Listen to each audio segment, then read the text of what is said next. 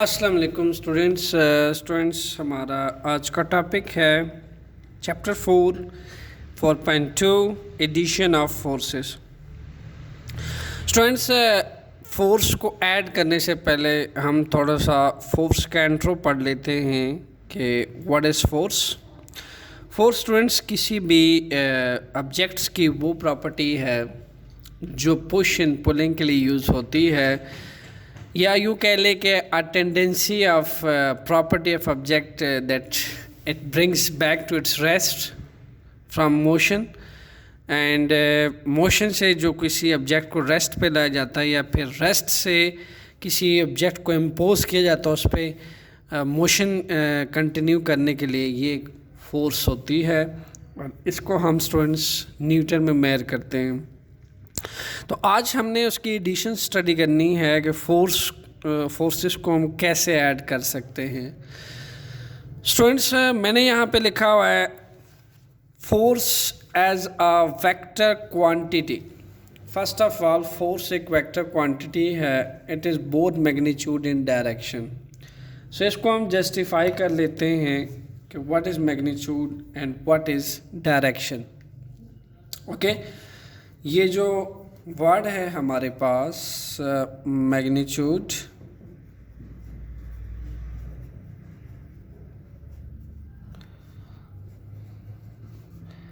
And direction. Students magnitude and direction को समझने के लिए हम दो तरह की क्वांटिटी ले लेते हैं। The first one is scalar, the second one is vector.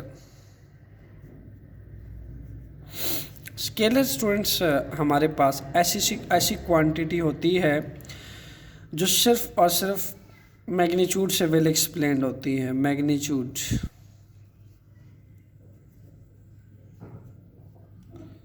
जिसमें ओनली मैग्नीट्यूड इन्वॉल्व होता है और हम मैग्नीट्यूड से उसको वेल एक्सप्लेन कर सकते हैं, just like mess.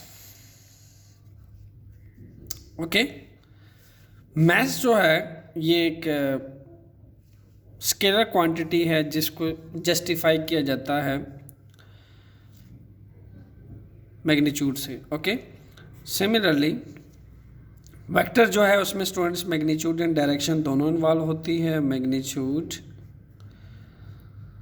And direction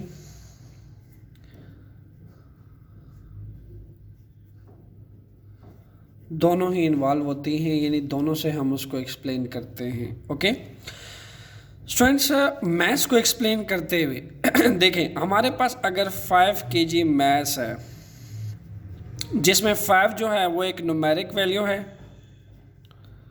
numeric value, और स्टूडेंट्स केजी जो है ये एक यूनिट है, मैथ्स के यूनिट, यानी मैथ्स को हम इसमें मेजर करते हैं। यानी अगर आपको यूँ कह दिया जाए कि आप जो हैं बाज़ार से 1 kg एप्पल ले आएँ, तो फिर आपसे ये नहीं कहा जाता कि आप 1 kg एप्पल नॉर्थ डायरेक्शन में ले आएँ या ईस्ट डायरेक्शन में ले आएँ। नॉनसेंस लगता है ना, इलॉजिकल। ओके, यानी आपको जस्ट कह दिया जाता है आप 1 kg एप्पल ले आएँ, आपको डायरेक्शन नहीं स्पेसिफाई की जाती, क्योंकि मैथ्स जो है वो डायरेक्शन से स्पेसिफाई नहीं कहता, मैग्नीट्यूड से डिफाइन किया जाता है। आप यूँ कह लीजिए कि मैग्नीट्यूड वो होता है जिसमें हमें सिर्फ एक चीज़ की न्यूमेरिक वैल्यू और उसका मेजरमेंट यूनिट बता दिया जाता है, वो मैग्नीट्यूड होता है। ये मेरे पास न्यूमेरिक वैल्यू है 5। ओके, ये 5 जो है न्यूमेरिक वैल्यू है जो कि क्वांटिटी है, मिकदार है। तो आप यूँ भी कह सकते हैं मैग्नीट्यूड को क्या कहा जाता है, मिकदार को कहा जाता है, क्वांटिटी को कहा जाता है। स्टूडेंट जिसमें क्वांटिटी इन्वॉल्व होती है वो मैग्नीट्यूड होता है, और उस क्वांटिटी के साथ हमें उसकी सिस्टम इंटरनेशनल यूनिट बताना पड़ता है ताकि पता चल सके कि आया हमें मेजरमेंट किस चीज़ में चाहिए, वो क्वांटिटी किस यूनिट में चाहिए। ओके, यानी अगर मैं डिस्टेंस की बात करता हूँ तो वो भी स्टूडेंट्स क्या है, वो भी आपके पास एक स्केलर क्वांटिटी है। मैं कहता हूँ 100 मीटर जो है वो एक डिस्टेंस जो है वो मेरे पास किसी भी जगह का मौजूद है। तो वो भी एक स्केलर क्वांटिटी है। तो 100 मीटर जो है उससे हम डायरेक्ट समझ जाते हैं कि 100 मीटर को जस्ट मेयरिंग टेप से मेयर किया जाता है, और मेयरिंग टेप से मेयर करते हुए हमें 100 मीटर का एक डिस्टेंस मिल जाता है। वो भी आपके पास एक स्केलर क्वांटिटी, हम डायरेक्शन को नहीं स्पेसिफाई करते। लेकिन फोर्स स्टूडेंट्स एक वेक्टर क्वांटिटी है। फोर्स को जस्टिफाई करने के लिए हमें मैग्नीट्यूड और डायरेक्शन दोनों की ही ज़रूरत पड़ती है। ओके, होता क्या है कि हम लेट्स सपोज बात करते हैं, लेट्स सपोज एक ब्लॉक ले लेते हैं इसको समझने के लिए। ओके स्टूडेंट्स, ब्लॉक जो है उस पे हम एक फोर्स लगा देते हैं 5 न्यूटन। अब ये ब्लॉक जो है इस पे ऊपर से नीचे की जानिब 5 न्यूटन फोर्स लगाई है। अब अगर मैं ये बोलूँ कि 5 न्यूटन फोर्स लग रही है, तो सबसे पहला सवाल जहन में आता है कहाँ लग रही है, किस सिमत लग रही है, किस डायरेक्शन पे लग रही है। तो obviously 5 newton is not enough to justify the force, but 5 kg is enough to justify the mass of any object because it's a quantity, it's a magnitude. 5 Newton alone cannot tell us, cannot give us information about force. So that's why हमें बताना पड़ा कि 5 Newton force top से bottom की तरफ इस block के ऊपर, इस मैस के ऊपर लग रही है। ओके, ये डायरेक्शन स्पेसिफाई करना पड़ी है हमें। तो दैट्स वाई आपको फोर्स का या वेक्टर का जवाब इसी बात के अंदर मिल गया होगा कि हम फोर्स को जस्टिफाई करते हैं, बताते हैं प्रॉपर डायरेक्शन से। आप इस पेन की, इस मार्कर की मिसाल ले लें, ये यहाँ पड़ा हुआ है, ठीक है।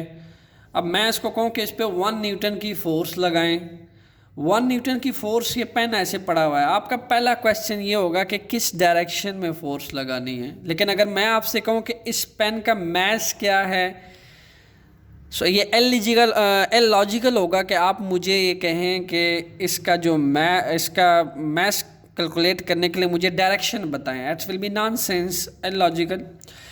बट फोर्स के लिए आप मुझसे इसकी डायरेक्शन लाजमी पूछेंगे कि इस पेन को किस डायरेक्शन में फोर्स लगानी है। So this is a difference between scalar and vector. So हमारा टॉपिक है स्टूडेंट्स एडिशन ऑफ फोर्सेस। हम फोर्सेस के एडिशंस करेंगे। फोर्स एक वेक्टर क्वांटिटी है जो वेल एक्सप्लेन होती है किस चीज़ से, मैग्नीट्यूड एंड डायरेक्शन दोनों से। इसके अलावा हम कई एग्जांपल ले सकते हैं स्टूडेंट्स फोर्स और वेक्टर को स्पेसिफाई करने के लिए। लाइक अगर मैं एक सेकंड ब्लॉक ले लूं और उस पर आपको मैं कुछ डायरेक्शंस के हिसाब से फोर्स को बता दूं। ये हमारे पास एक ब्लॉक है। ओके स्टूडेंट्स, इस पे हमारे पास दो तरह की समझ लें फोर्सेस एक्ट करेंगी। First force F1 plus second one F2। आप मान लें कि F1 फोर्स जो है that is 10 Newton and F2 जो है वो भी 10 न्यूटन लग रही है। ओके स्टूडेंट्स, F1 जो है वो इस ब्लॉक पे from left to right direction की तरफ लग रही है, और F2 जो है फोर्स जो है वो भी इस ब्लॉक को लेफ़्ट से राइट की तरफ खींच रही है, इस मैस को। ठीक है, इस डायरेक्शन पे फोर्स लग रही है। तो हमारे पास F1 प्लस F2 दोनों का जो रिज़ल्ट आएगा that will B final resultant. इसको हम R कहते हैं। ये हमारा रिजल्टेंट कहलाता है जो कि 20 न्यूटन बन जाएगा। ओके, सिमिलरली हमारे पास नेक्स्ट फोर्स लगेगी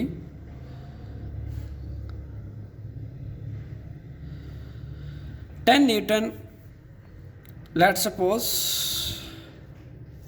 ऊपर से लग रही है। ओके,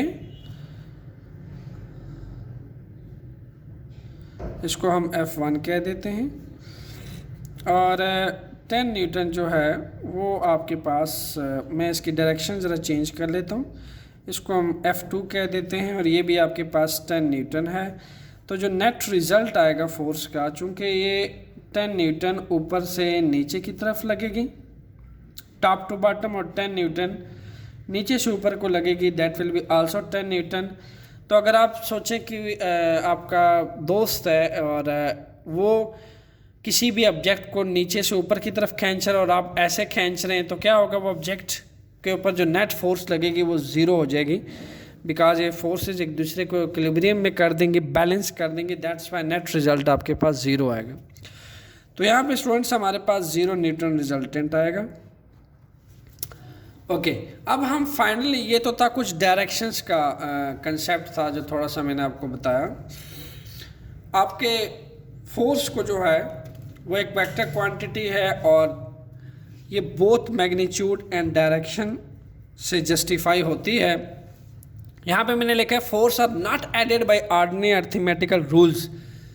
ऑर्डिनरी अरिथमेटिकल रूल्स कौन से होते हैं, जो अमूमन स्टूडेंट्स हम मैथ्स को हम जब ऐड करते हैं, मुझे अगर लेट सपोज मैथ्स का एडिशन चाहिए, तो मेरे पास 5 kg मैथ्स है किसी ऑब्जेक्ट का, प्लस 5 kg मैथ्स है, इसको मैं अर्थमेटिक रूल से डायरेक्ट इसका सम ले सकता हूँ। तो total maths will be 10 kg, okay. But in case of force that is vector quantity, arithmetic rule follow नहीं होता। हम ऑर्डिनरी अर्थमेटिक रूल से ऐसे प्लस नहीं कर सकते मैथ्स को, ठीक है। हमें जो फोर्सेस को ऐड करना है वो उसके लिए हमें ग्राफिकल मेथड दिया गया है, जिसको रूल दिया गया है, जिसको हेड टू टेल रूल कहा जाता है। और हेड टू टेल रूल की मदद से जब हम दो फोर्सेस को ऐड करते हैं तो हमें उसकी रिजल्टेंट फोर्स मिलती है। आइए देखते हैं कि रिजल्टेंट फोर्स क्या होती है। स्टूडेंट्स, रिजल्टेंट फोर्स के बारे में मैंने लिख रखा है, a resultant force is a single force that is the same effect as the combined effect of all the forces to be added. Let suppose, इसे पिछला केस जो हमने लिया था कि हमने एक ब्लॉक लिया और हमने कहा कि 10 न्यूटन फोर्स इस साइड पे लग रही है जो लेफ़्ट से राइट की तरफ लग रही है, और 10 न्यूटन फोर्स इसी के ऊपर, इसी सेम ऑब्जेक्ट के ऊपर लग रही है जो कि इसको लेफ़्ट से राइट की तरफ खींच रही है, ओके। तो हमने कहा ये फोर्स है, ये फोर्स है, ये दोनों जब ऐड होंगी 10 न्यूटन एंड 10 न्यूटन, ये ऐड होके हमें क्या रिजल्टेंट देगी, 20 न्यूटन। 20 न्यूटन हमने कहा ये रिजल्टेंट है स्टूडेंट्स, क्या है जी, रिजल्टेंट, ओके। सो रिजल्टेंट आपके पास आपको क्या इंफॉर्मेशन देता है, a resultant is a single force that is a single force that is same effect, this 20 newton is same effect as the combined effect of all forces. यानी इस 10 Newton plus 10 Newton का जो combine effect है वो single resultant vector का effect होगा, ठीक है। यानी मान लीजिए कि हमें इन दो वेक्टर का सम अप जो है, जो रिज़ल्ट मिला है वो इस 20 न्यूटन के अंदर मिला है, and that will be equal to the combine effect of these two forces, okay. So students, resultant force हमें एक ग्राफिकल मेथड के एडिशन से मिलती है जिसको हम कहते हैं head to tail rule, okay. Head to tail rule. Students, head to tail rule के लिए सबसे पहले काम हम क्या करते हैं, फर्स्ट ऑफ ऑल हम स्केलिंग करते हैं, स्केलिंग। अमूमन डेली लाइफ में जब आप लाइन लगाते हैं कोई भी, तो आपके पास सेंटीमीटर में लाइन आपको कहा जाता है कि आप 5 सेंटीमीटर की लाइन लगाएं तो आप इतनी लगा देते हैं, 10 की कहा जाए तो आप उससे ज़्यादा बड़ी लाइन लगा देते हैं स्केल की मदद से। स्टूडेंट्स, ऐसा ही होता है हेड टू टेल रूल के अंदर भी कि हम जब एक फोर्स लेते हैं तो हम सेंटीमीटर के थ्रू उसको असाइन कर देते हैं कि 1 सेंटीमीटर, स्केल का जो 1 सेंटीमीटर होगा वो 2 न्यूटन के इक्वल होगा, इसी तरीके से 2 सेंटीमीटर जो है that will be equal to 4 newton. Okay, 3 centimetre will equal to 6 Newton as well as 5 centimeter is equal to 10 Newton, okay, and 10 centimeter will equal to 20 Newton। ये स्टूडेंट्स सबसे पहला काम ये है कि हम स्केलिंग करते हैं, हम ये असाइन कर देते हैं कि स्केल जो मैं यूज़ करूँगा, यानी मैं जब लाइन ड्रा करूँगा तो मेरा 1 सेंटीमीटर कितने न्यूटन फोर्स के इक्वल होगा। ठीक है, मैंने अगर ये एक सिंगल लाइन ले ली, ठीक है, एक 1 सेंटीमीटर लाइन ले ली, तो that will be equal to 2 newton force. Similarly अगर मैंने 3 सेंटीमीटर लाइन ले ली, that will be equal to 6 newton force. Okay, मैंने अगर ले ली 5 सेंटीमीटर लाइन ले ली, okay, that will be equal to 10 newton force. तो सबसे पहला काम हम क्या करते हैं, हेड टू टेल के लिए स्केलिंग करते हैं students. That is 1 centimetre, that is 3 centimetre and that is 5 centimetre. Okay, ये आपके स्केल की ही हिसाब से मैंने इसकी स्केलिंग ली है और आपने भी ऐसे ही करना है। स्टेप 2 क्या है, जॉइनिंग। स्टेप 2 में हम क्या करते हैं स्टूडेंट्स, जॉइनिंग करते हैं। ठीक है, जो स्केलिंग हम ले लेते हैं फिर हम उसकी जॉइनिंग करते हैं।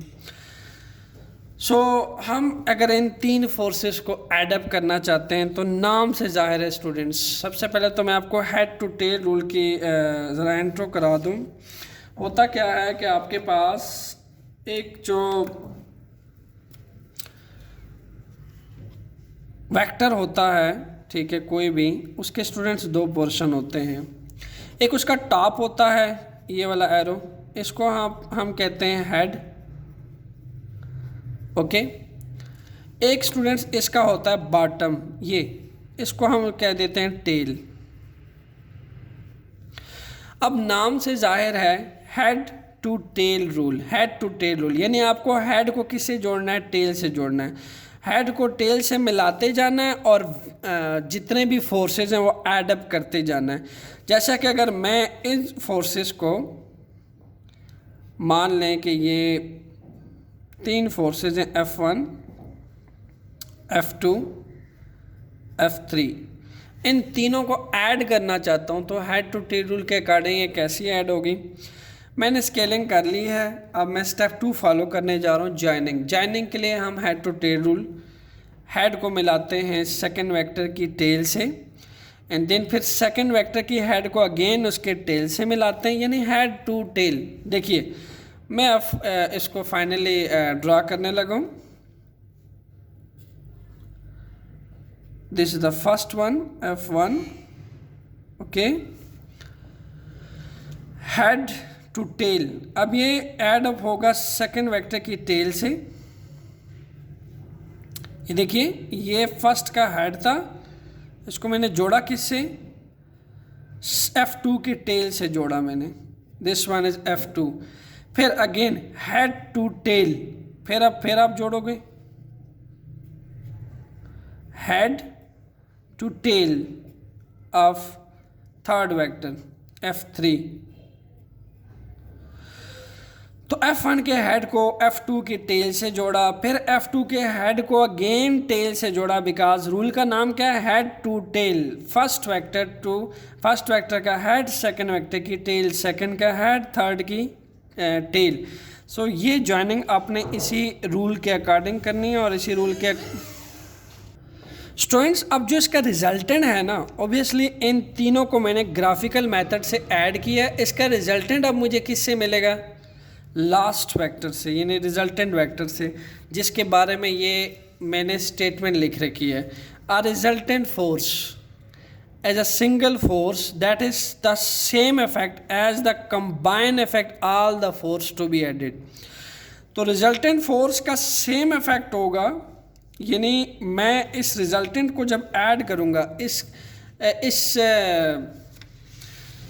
यहाँ पे जो मैं अब रिजल्टेंट ऐड करने वाला हूँ, इस पे स्टूडेंट्स हम हेड टू टेल रूल को नहीं लागू करते। सिंपल सा इसका तरीका होता है कि रिजल्टेंट के टेल को F1 की टेल से जोड़ना है, उसके हेड को लास्ट वेक्टर के हेड से जोड़ना है। मैं दोबारा रिपीट करता हूँ, रिजल्टेंट वेक्टर का या रिजल्टेंट फोर्स का जो टेल है उसको F1 की टेल से और उसका जो हेड है उसको F3 के हेड से जोड़ना है, then we will get the resultant force. So finally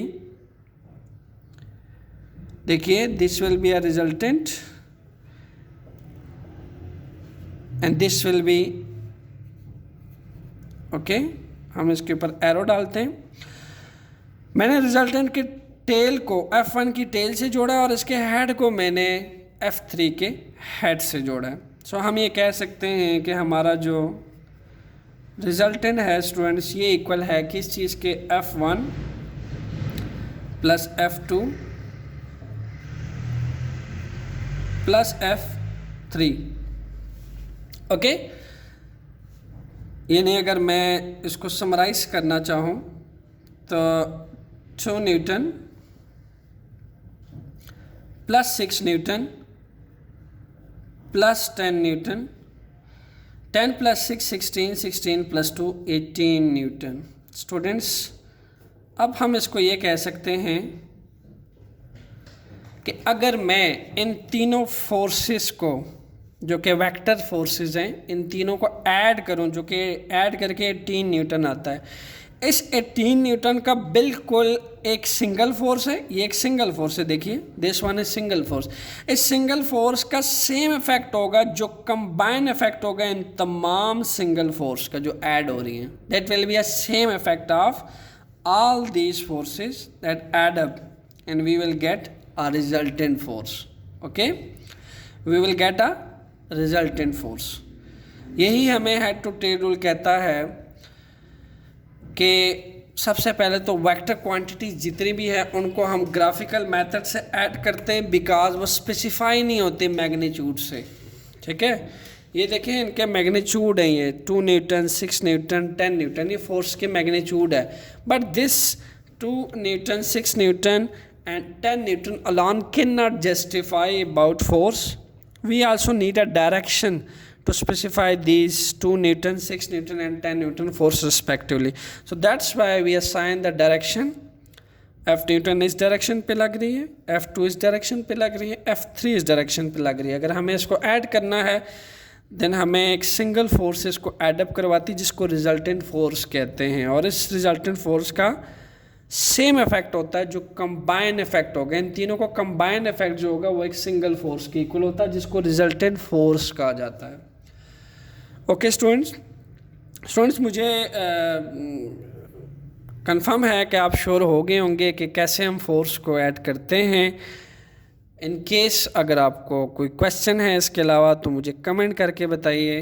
stay tune with conceptual physics lectures for next lecture, that is resolution of forces. Thanks.